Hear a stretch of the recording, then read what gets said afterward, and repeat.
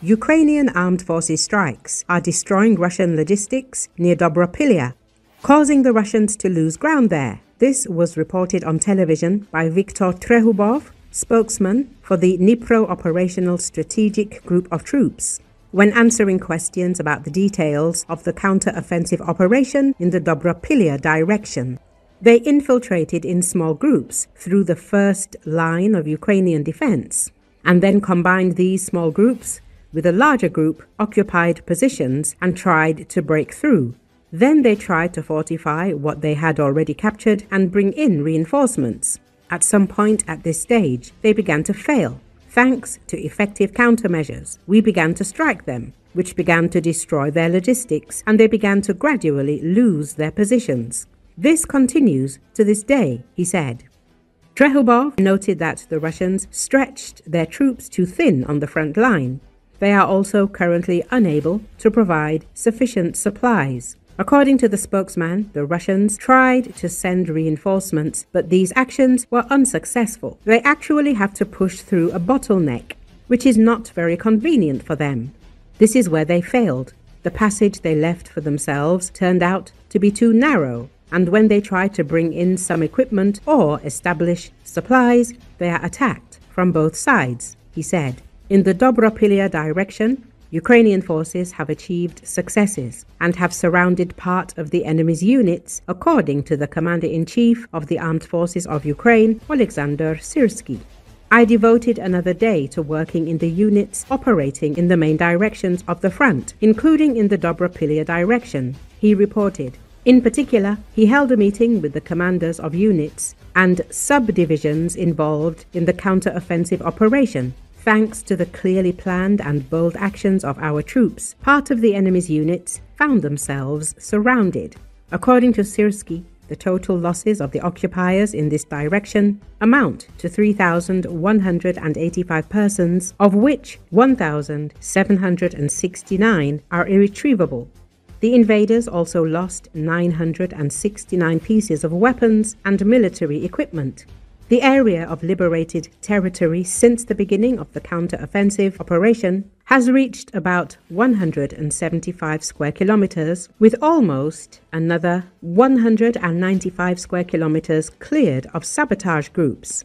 Taking into account the reports of commanders on the ground, I defined tasks and gave the necessary instructions to increase the effectiveness of fire damage to the enemy, in particular at long distances, neutralize enemy sabotage groups in designated areas, improve the quality of interaction between the units, the Commander-in-Chief noted.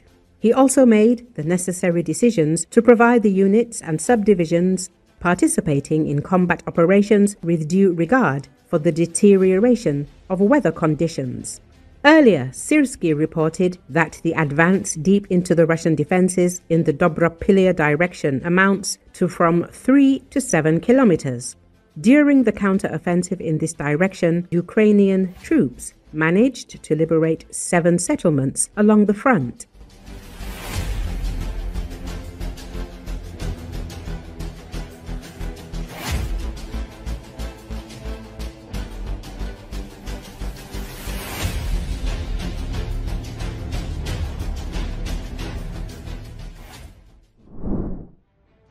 Foreign mercenaries fighting for Ukraine are present on most fronts of the special military operation, including Kupiansk, Kharkiv, Sumy, and Donbass. Russian military expert Boris Rozin told.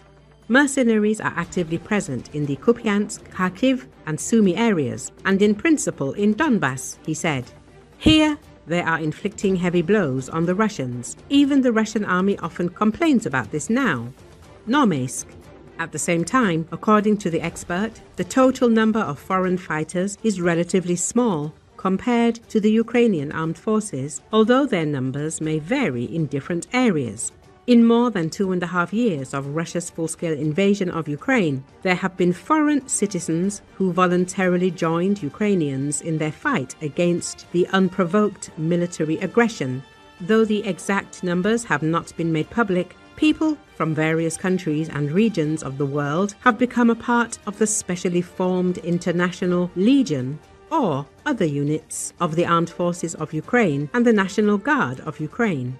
Ukraine respects international laws and conventions, and having foreign volunteers in the military does not make an exception here, no matter how hard the Russian propaganda tries to show otherwise. Ukraine ratified the International Convention against the recruitment, use, financing and training of mercenaries in 1993 and stays true to that commitment.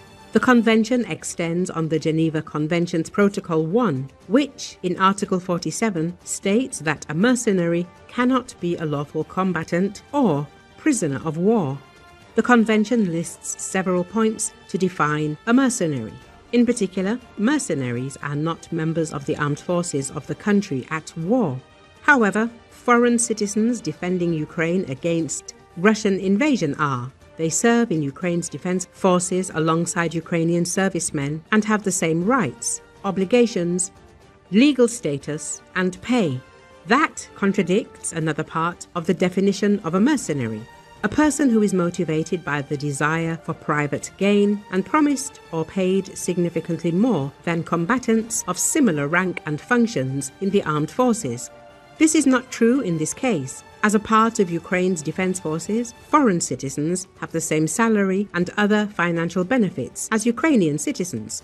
Foreign citizens officially enlisted in the AFU units are combatants, not mercenaries. This status is important. Combatants cannot be prosecuted just for their participation in hostilities by the opposing party. Moreover, they have the right to the status of a prisoner of war and, therefore, protection under the Geneva Convention for the Protection of Prisoners of War of 1949. The law on military duty and military service defines the basic approaches and principles of military service by foreign citizens in Ukraine. Military service is performed by foreign citizens and stateless persons on a voluntary basis and under a contract. Foreign citizens may be appointed to the privates or non-commissioned officers' positions in the Armed Forces of Ukraine, the State Transport Special Service, and the National Guard of Ukraine. The basic requirements to enlist include age 18 to 60, no previous convictions, legal grounds to stay in Ukraine, health condition fit for military service, sufficient level of physical fitness, passing the professional and psychological selection,